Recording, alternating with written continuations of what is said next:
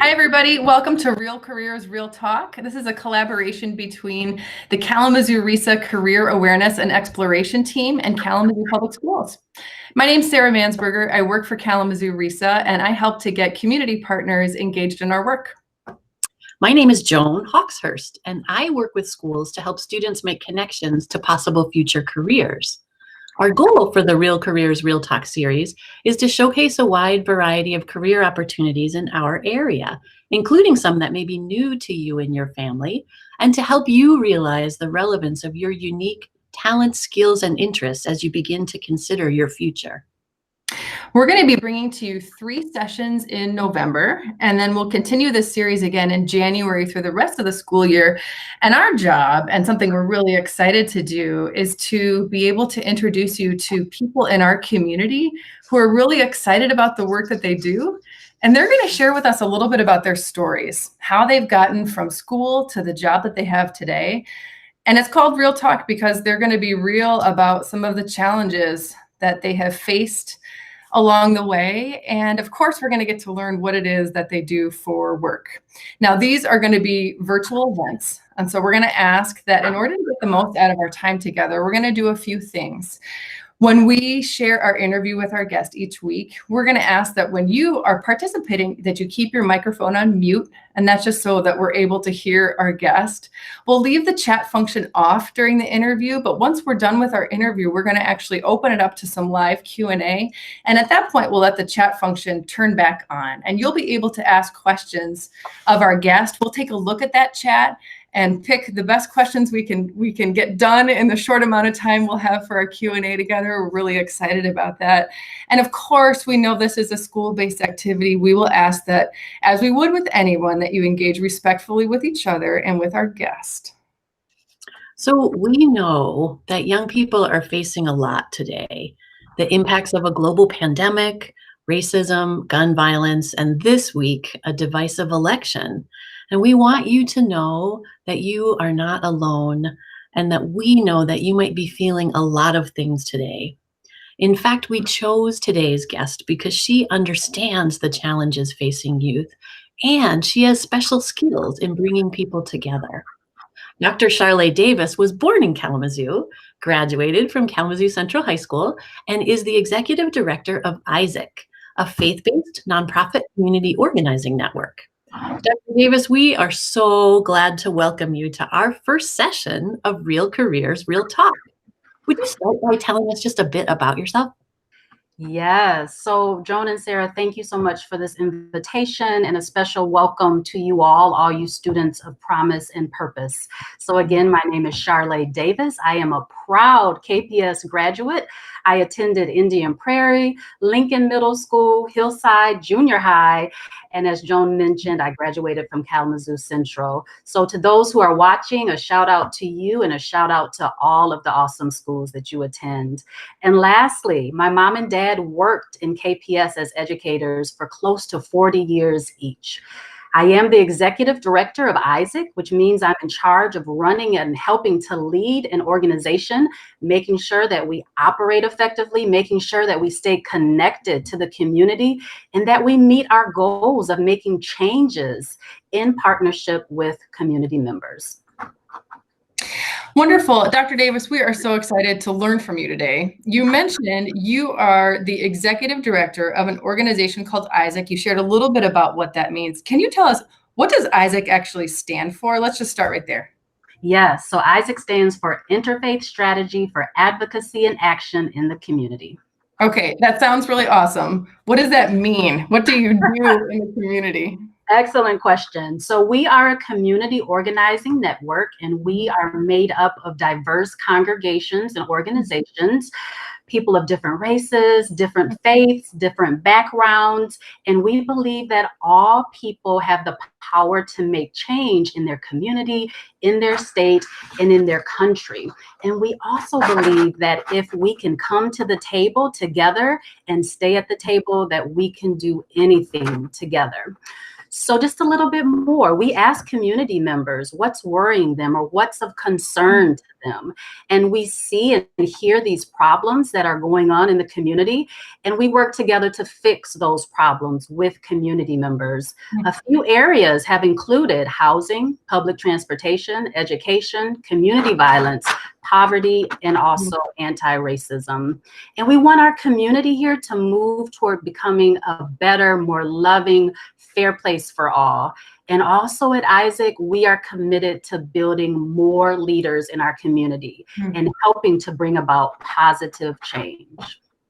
When I hear you describe what you do with an organization, I hear a lot of listening that probably happens at your organization and around the tables you're describing.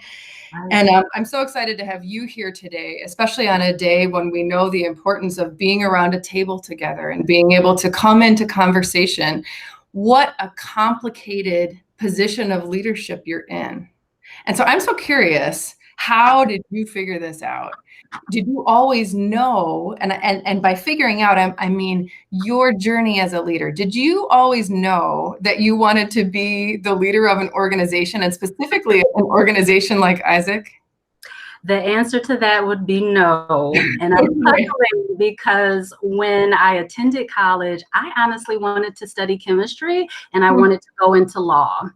And after, I didn't even take a chemistry class in college. After my first sociology class, and that's the study of culture and society and how people interact with one another within that society, I changed my mind. I saw this interest in working with people and addressing the society that we live in. So I definitely want to encourage all students to pursue your passion, pursue your dreams, and to also be open to learning about new careers.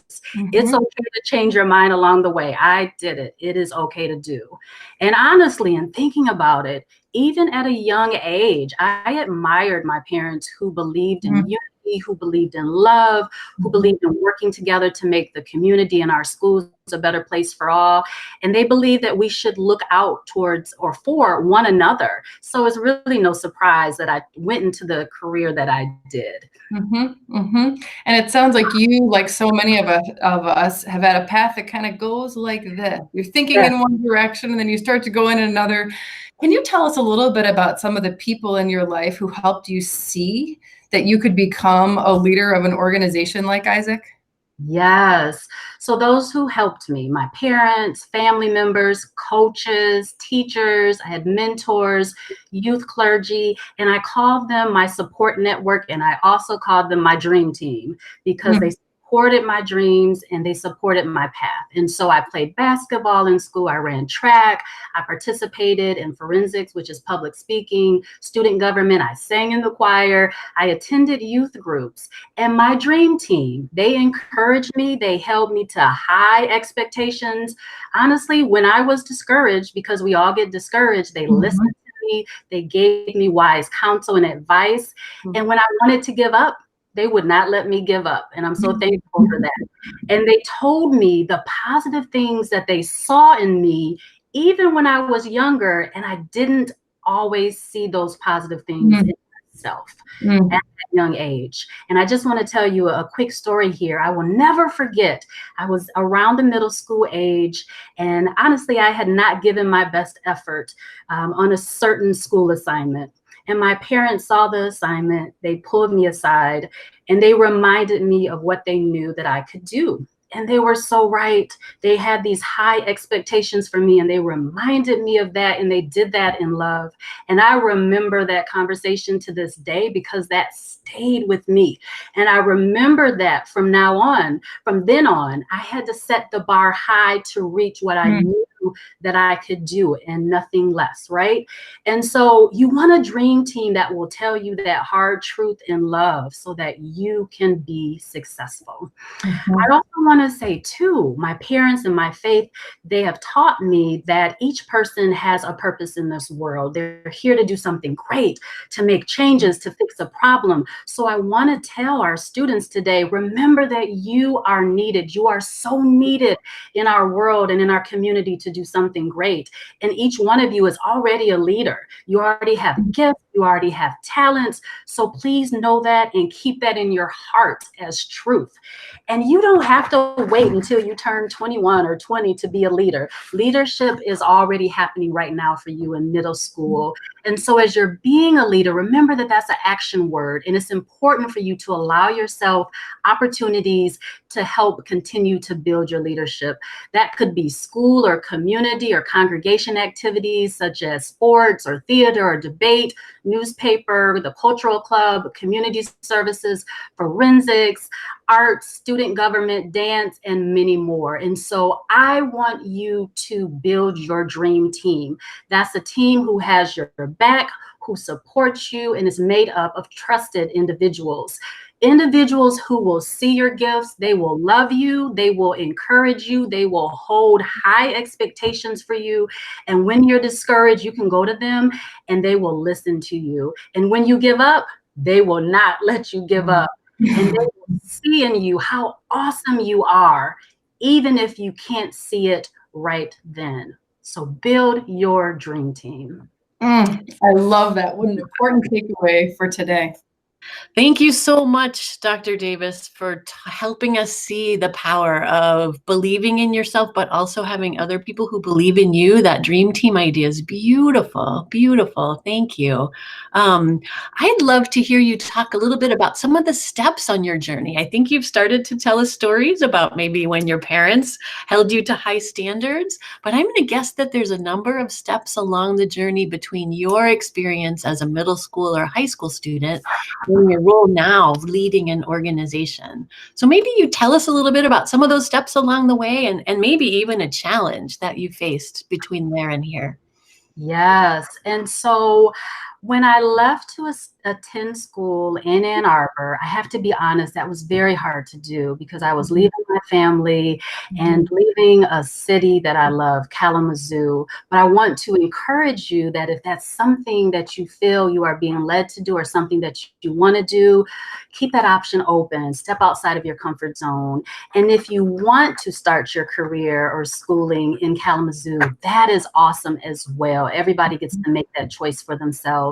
So I did attend the University of Michigan. I earned a bachelor's and a master's of social work. I worked as an instructor and a counselor at the University of Michigan, and I worked with college students, and that was so awesome because I was able to become a member of their dream team for many of my students.